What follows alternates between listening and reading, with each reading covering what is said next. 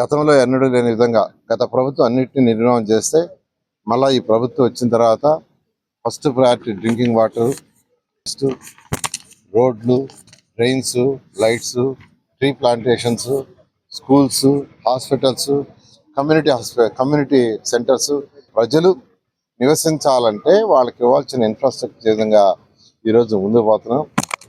ఖజానా ఖాళీ అయినా అనేక ఇబ్బందులు ఉన్నా గౌరవనీయ ముఖ్యమంత్రి గారు వారుకున్న అపార అనుమతి ఈరోజు రాష్ట్రాన్ని ముందుకు తీసుకుపోతున్నారు. ఈరోజు నెల్లూరులో తీసుకుంటే 2017లో సంభవించిన తుఫాన్తో సగం టౌన్ మునిగిపోయింది. సగం టౌన్. కొన్ని డివిజన్లు అయితే నాకు తెలిసి 95వ బూత్లు అయితే ఫస్ట్ ఫ్లోర్ పూర్తిగా మునిగిపోయింది. అయితే అటువంటి ప్రాబ్లమ్స్ ఫ్యూచర్లో రాకూడదంటే ఏదైతే కెనాల్స్ అన్ని మూసుకోబోయిన డ్రైన్స్ అవన్నీ ఓపెన్ చేయాలని గౌరవనీయ ముఖ్యమంత్రి గారిని అడగటం, వారు 50 కోట్లు బడ్జెట్లో శాంక్షన్ చేయటం, దాని మీద 13 డ్రైన్స్ని ఈరోజు వర్క్ స్టార్ట్ చేశారు. అందులో 8 అయితే వర్క్ స్టార్ట్ అయిపోయినాయి.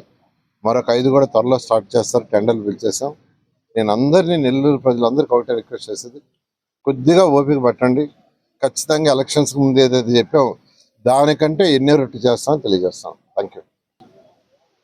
అంటే ఔటర్ రింగ్ రోడ్ అనేది యాక్చువల్గా నొడా చైర్మన్ శ్రీనివాస్ రెడ్డి గారు యాక్చువల్గా దాన్ని చేయాలనే ఉద్దేశం ఉంది. ఆయన ఉద్దేశం సదుద్దేశం, ఆయన ప్లాన్, ఆయన యొక్క ఆలోచన మంచిదే.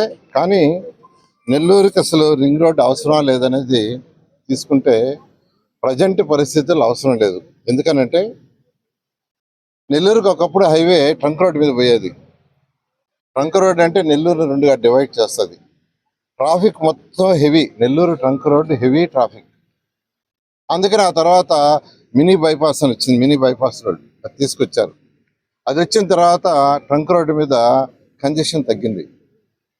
అదైన తర్వాత బైపాస్ వచ్చింది.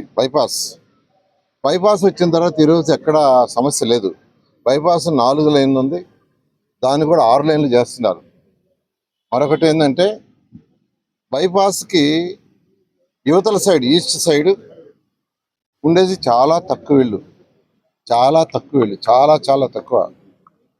జనరల్గా ఎప్పుడు ఈ బైపాస్ రోడ్లు కావాల్సింది ఎప్పుడంటే ట్రాఫిక్ కంజెషన్ వస్తే. అందుకనే అండర్ పాస్ అటు శ్రీధర్ రెడ్డి గారు కూడా తన కాన్స్టిట్యున్సీలో అండర్ పాస్ ప్లాన్ చేసి వర్క్ జరుగుతుంది. సిటీ కాన్స్టిట్యున్సీలో ఆల్రెడీ సింహపురి హాస్పిటల్ దగ్గర ఒక అండర్ పాస్ రేపు 26వ తేదీ టెండర్ ఓపెన్ చేస్తున్నారు. మరొక అండర్ పాస్ కూడా కేంద్రానికి పెట్టున్నాను.